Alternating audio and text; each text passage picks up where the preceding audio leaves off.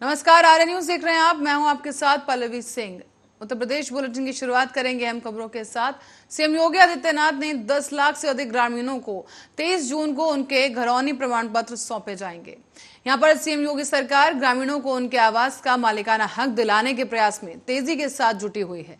20 जून तक प्रदेश के कुल 68,641 ग्रामों में ड्रोन सर्वे के दौरान ये कार्य पूरा किया जा चुका है और साथ ही 23,287 ग्रामों में कई घरौनियों को तैयार किया गया है।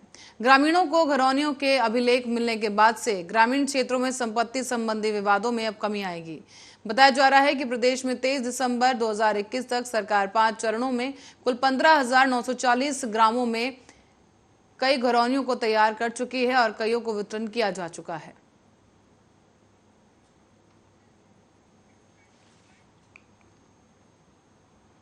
और इस बीच मुख्यमंत्री योगी आदित्यनाथ ने बुधवार को यूपी बोर्ड इंटरमीडिएट के टॉप 10 टॉपर्स को सम्मानित किया और उनसे संवाद भी किया है। दरअसल लखनऊ में मुख्यमंत्री आवास पर आयोजित इस कार्यक्रम में सीएम योगी ने छात्रों, उनके अभिभावकों और प्रधानाचार्य शिक्षकों से खुलकर बात की। उन्होंने पठन पाठन कक्षाओं के बारे में भी बातचीत की। विस्तार से छात्रों से संवाद किया गया। इसी दौरान सीएम ने कुछ टॉपरों से पूछा कि क्या आप लाइब्रेरी जाते हैं या नहीं, अखबार पढ़ते हैं या नहीं, और लाइब्रेरी और अखबार पढ़ने के सवाल पर छात्रों ने कहा है कि सीएम योगी से उन्होंने जवाब दिया कि वो नहीं पढ़ते, जिसके बाद सीएम ने उनको इसके महत्व के बारे में समझाया। बता दें आपको कि इस दौरान कंपटीशन में सफलता के लिए अपडेट रहना जरूरी है। और आगे सीएम योगी ने कहा कि अखबार में सिर्फ स्वयं से संबंधित ही नहीं बल्कि पूरी न्यूज को पढ़ना चाहिए। अखबार का संपादकीय पृष्ठ बहुत सारी जानकारियों का खजाना होता है। देश दुनिया की बहुत सारी जानकारियां आपको अखबार से ही मिलेंगी।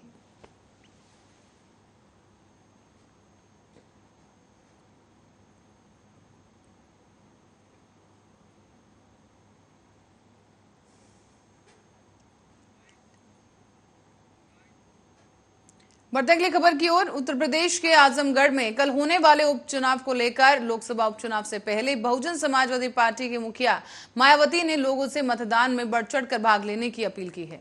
इसी के साथ ही उन्होंने दावा किया है कि सभी वर्गों और धर्मों के लोगों से बसपा को समर्थन मिल रहा है। मायावती ने ये ट्वीट कर जानकारी दी और लिखा कि यूपी में आजमगढ़ लोकसभा की सीट पर कल 23 जून को होने वाले उपचुनाव में बीएसपी को जिस प्रकार से सभी वर्गों और धर्मों के लोगों का समर्थन मिल रहा है वो काफी उत्साहवर्धक है। विरोधियों के हथकंडों से दूर रहकर ये जन समर्थन वोट में जरूर तब्दील होगा, ऐसा पूरा विश्वास है। बसपा के मुखिया ने आगे लिखा है कि बीएसपी उम्मीदवार शाह आलम उर्फ गुड्डू जमाली के लोकल और दलगत राजनीति से ऊपर उठकर लोगों का हमेशा उन्होंने मददगार साबित हुए हैं वो, और इसी की साख और लोकप्रियता विरोधियों से कहीं अधिक है। कहा यह भी गया कि इसका परिणाम जो है वो चुनाव में देखने को मिलेगा और अच्छा असर चुनावी परिणाम पर इसके पड़ने की संभावना है। मतदान में बढ़ चढ़ कर भाग लेने की भी पुरजोर अपील की गई।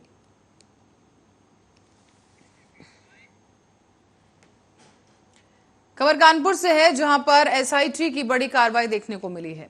दरअसल परेड नई सड़क हिंसा के मामले में एसआईटी के बाबा बिरयानी के मालिक और एसआईटी ने उन्हें गिरफ्तार किया है।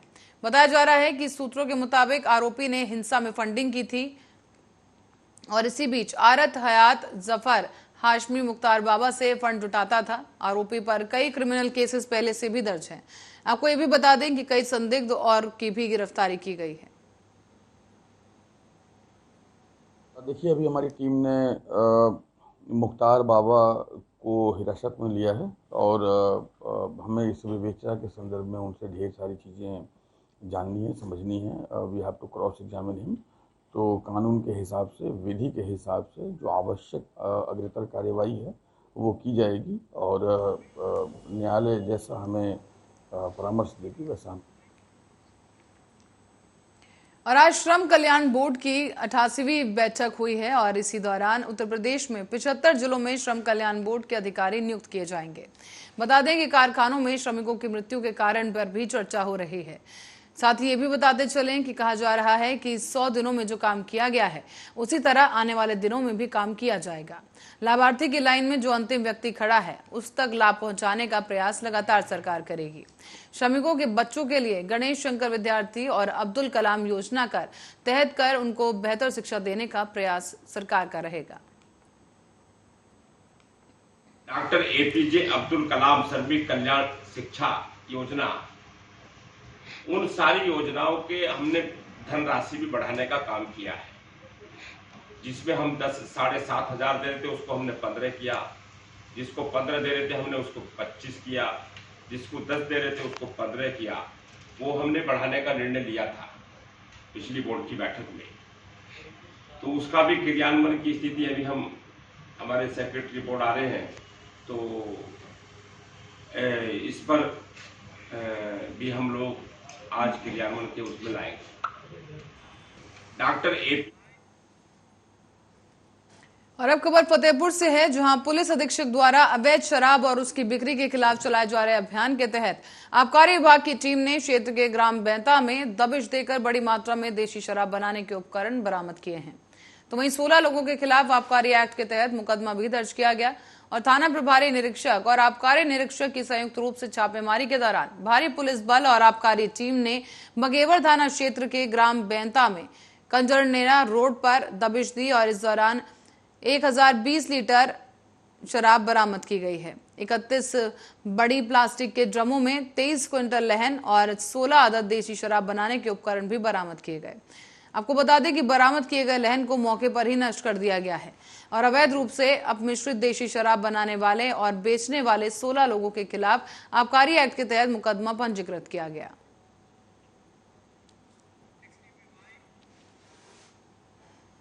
और करेंगे अगली खबर का। बहराइच कोतवाली केसरगंज इलाके से फांसी के फंदे पर लटकता हुआ एक लापता महिला का शव बरामद हुआ है। मृतक शव साइन बगिया से बरामद किया गया और परिजन इस मामले में हत्या की आशंका जता रहे हैं। परिजनों का यह कहना है कि इसको मारकर लटकाया गया है और ग्राम प्रधान द्वारा कोतवाली केसरगंज के कोतवाल को इस बात की सूचना दी गई। मौके पर पहुंची पुलिस ने शव को फिलहाल को पोस्टमार्टम के लिए भेज दिया है और पुलिस का यह कहना है कि आसपास के इलाकों में पूछताछ की जा रही है। जो भी तथ्य निकलकर सामने आएंगे उसी के आधार पर नियम अनुसार कार्रवाई की जाएगी।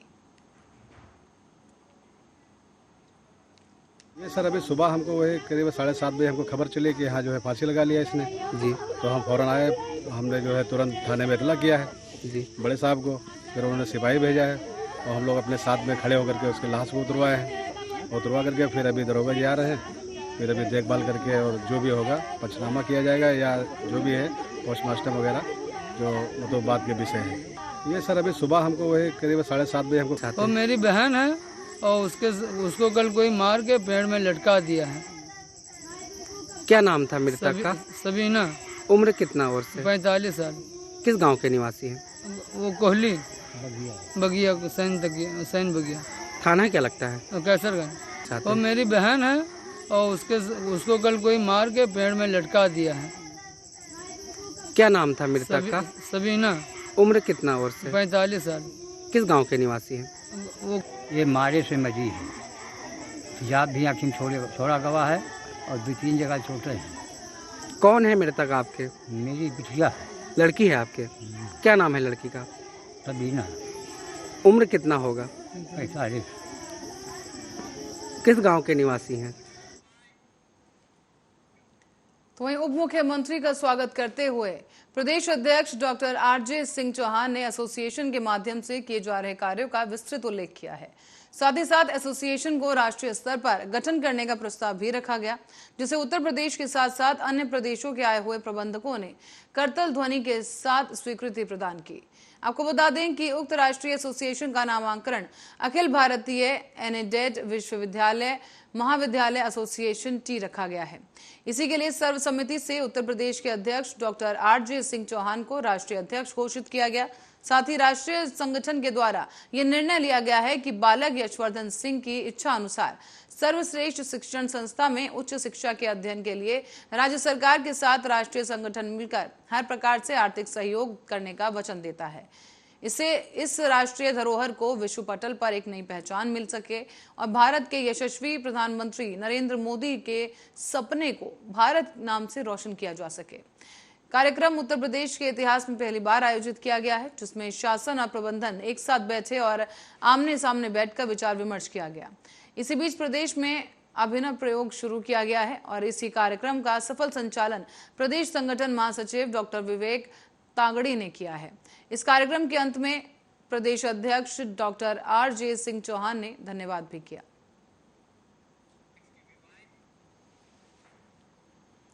सरकार के तमाम प्रयासों के बावजूद तमंचे पर डिस्को करने का क्रेज लगातार बढ़ता जा रहा है। आए दिन इसी तरह के वीडियोस वायरल होते रहते हैं और एक ऐसा ही वीडियो वायरल हुआ है ताजा, जो कि मिर्जापुर से है। मिर्जापुर के जिगना थाना इलाके खेरा गांव का ये वीडियो बताया जा रहा है। SP नकेल ने बताया है कि वायरल वीडियो की जांच की जा रही है। CO लालगंज और थाना प्रभारी जगन्ना को यह जांच सौंप दी गई है। जांच के बाद समुचित कार्रवाई की जाएगी। दरअसल वायरल वीडियो वैवाहिक समारोह का है, जहां पर तेज आवाज में संगीत बज रहा है और उसकी धुन पर ये युवा और बच्चे डांस कर रहे हैं। लेकिन इसी बीच एक युवक है जिसके हाथ में तमंचा है और वो तमंचा लिए नाच रहा है। उसके आसपास छोटे बच्चे अपनी मस्ती में मग्न होकर झूम रहे हैं। इसी दौरान दूसरा युवक आता है और डांस कर रहे युवक के हाथ से नाचते हुए असला लेकर किनारे हो जाता है। SP नक्सल ने यह कहा है कि वायरल वीडियो जगन्ना थाना क्षेत्र खैरा गांव में एक युवक की तिलक समारोह का बताया जा रहा है। इसकी जांच भी सौंप दी गई है और अब आगे की कार्रवाई की जाएगी।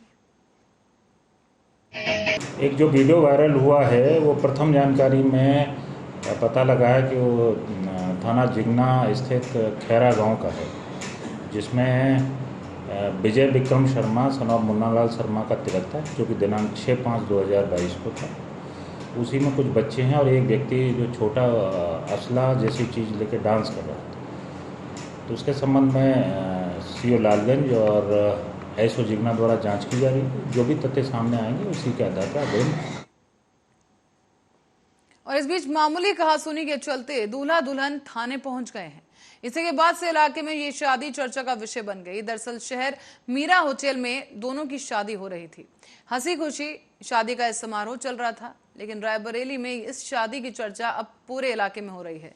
दरअसल आपको बता दें कि शादी के रीति रिवाज के बीच ही जयमाला का कार्यक्रम हो चुका था। सब लोग खाना भी खा चुके थे, लेकिन जब बात फेरों की आई तो फेरों के समय आपसी लेन देन को लेकर दोनों पक्षों में कहासुनी हो गई।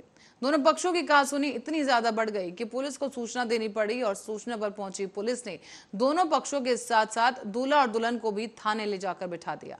लालगंज थाना क्षेत्र के कुड़वल थाना गांव की जो मामला है ये बताया जा रहा है, जहां पर ज्योति त्रिपाठी नाम की लड़की है जिसकी शादी सदर कोतवाली क्षेत्र के कोलवा गांव के दीपेश मिश्रा के साथ तय की गई थी। मिल एरिया थाना क्षेत्र में मीरा होटल में ये शादी कार्यक्रम होना था, लेकिन इसी बीच कहासुनी के चलते दोनों पक्ष जो हैं थाने में पहुंच गए।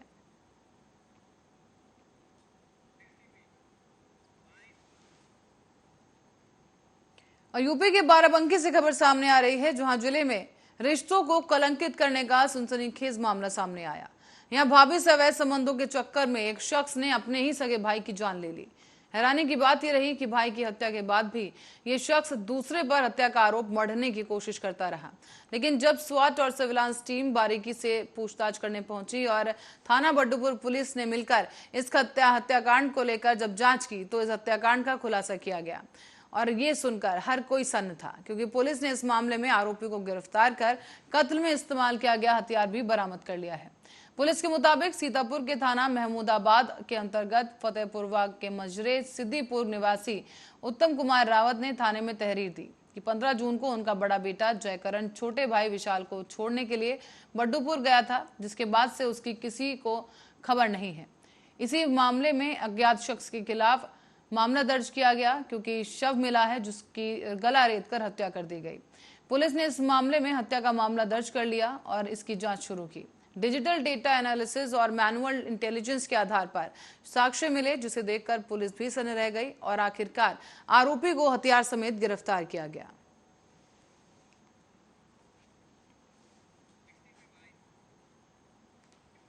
और इस बीच मामला सामने आया है कोसी कला से, जहां जस्सी नामक किन्नर ने नामजद दबंगों पर छेड़छाड़, अभद्रता, मारपीट का आरोप लगाया है। पीड़ित जस्सी किन्नर ने बताया कि 21 अगस्त 2021 को भारती नामक व्यक्ति ने उसे बुलाया और उसके साथ जबरदस्ती की गई। छेड़छाड़ करने की भी कोशिश की गई और संबंध बनाने का दबाव डालने लगा। उस वक्त किन्नर की तरफ से कहा गया कि मना कर दिया गया, लेकिन उसके बाद दबंग की तरफ से उसके साथ मारपीट की गई। भारती और कंचन उर्फ कमल किशोर ने तमंचा और गांजे के आरोप में फंसाकर उसे जेल भेजने की धमकी भी दी, जिसकी तहरीर पर पीड़ित द्वारा थाना कोसी कला में तहरीर दी गई और इसी में जांच कर पुलिस द्वारा धाराओं में मुकदमा दर्ज किया गया। इसके बाद जुस्सी पर लगातार से राजीनामा के लिए दबाव बनाया गया है। आपको ये भी बता दें कि इस दौरान दबंगों द्वारा फाइल भी रुकवा दी गई और इस मामले को लेकर अब तक 1 साल बीत चुका है, लेकिन अब तक कार्रवाई नहीं हो पाई है। बताया जा रहा है कि जिस सीसीटीवी फुटेज और ऑडियो में पीड़िता के पास सबूत थे और फिर भी पीड़िता दर दर की ठोकरें खाते फिर रही है। परेशान होकर पीड़िता वरिष्ठ पुलिस अधीक्षक मथुरा कार्यालय पहुंची और अपनी आप बीती सुनाई। वरिष्ठ पुलिस अधीक्षक डॉक्टर गौरव ग्रोवर ने पीड़ित किन्नर को निष्पक्ष कार्रवाई करवाने का आश्वासन दिया है। साथ ही साथ संबंधित थाने में त्वरित कार्रवाई करने के भी आदेश जारी किए गए। इसलिए आई हूँ क्योंकि मैंने एक थाने में रिपोर्ट की थी। भारती कंचन और उसके संग और लोग भी थे। उन्होंने मेरे घर पे आके 21 तारीख को 8वें महीने 2021 को मेरे घर पे आके मुझसे बदतमीजी करी, छेड़खानी करी। 10:30 बजे करीब तो उन्होंने बदतमीजी की, छेड़खानी करे, कह रहे मुझसे या तो संबंध बना। मैंने कहा नहीं। तो ये कह रहा तुझे तेरी गुरु को फंसा दूंगा मैं केस में, 2-4 कारतूस 2 तमंचे और गांजे में रखवा के जेल भिजवा दूंगा। पुलिस भी मेरा कुछ नहीं कर सकती। इसलिए यार मुझे धमकी दवाता है जान से मारने की। इससे मुझे खतरा अपनी जान माल कर। अब भी मुझे परेशान बहुत ज़्यादा कर रहा है भारती, कंचन और भी लोग हैं, मुझे धमकियां दे रहे हैं। क्या थाने में कोई कंप्लेंट नहीं करी थी आपने? थाने में मैंने कंप्लेंट की थी तो पुलिस वालों ने कोई सुनवाई। और रुक करते हैं अगली खबर का। फतेहपुर में भांग के ठेके से गांजा बेचा जा रहा है। इसका एक वीडियो भी है जो सोशल मीडिया पर जमकर वायरल हो रहा है। आपको बता दें कि इस वायरल वीडियो के होने पर पूरे इलाके में हड़कंप मच गया। एक युवक द्वारा गांजा बेचने का वीडियो बनाकर वायरल किया गया और इस वीडियो वायरल होते ही ये मामला संज्ञान में आया है। हालांकि इस मामले पर अब तक कोई कार्रवाई नहीं की गई और वायरल वीडियो हदगाम कस्बे का बताया जा रहा है।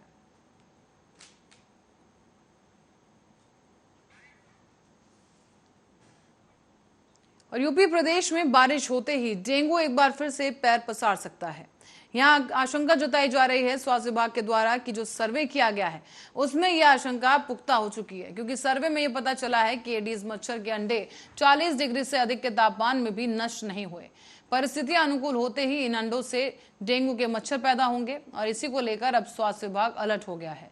विभाग ने डेंगू रोधी अभियान को तेज करते हुए नगर निगमों, नगर पंचायत और ग्राम पंचायतों को जमा कर कबाड़ को हटवाने के निर्देश दिए हैं।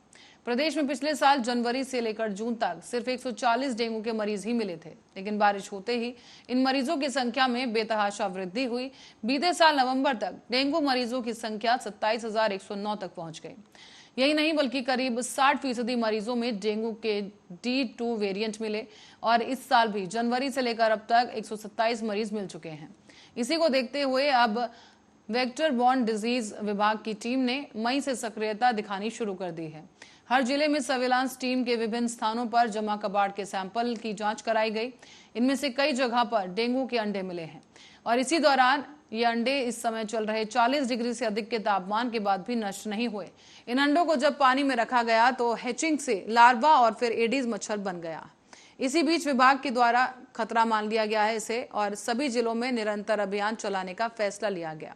आम लोगों से भी अपील की जा रही है कि वो अपने घर के आसपास और छत पर पड़े कबाड़ को तुरंत हटा दें।